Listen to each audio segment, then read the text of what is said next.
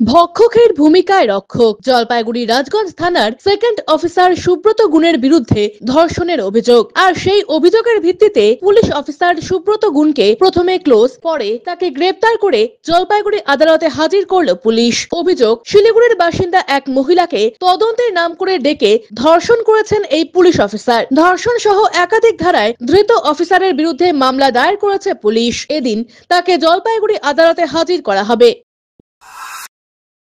পিনাকি শীলের প্রতিবেদন, সিসিএন তরাইটুয়ার সংবাদ।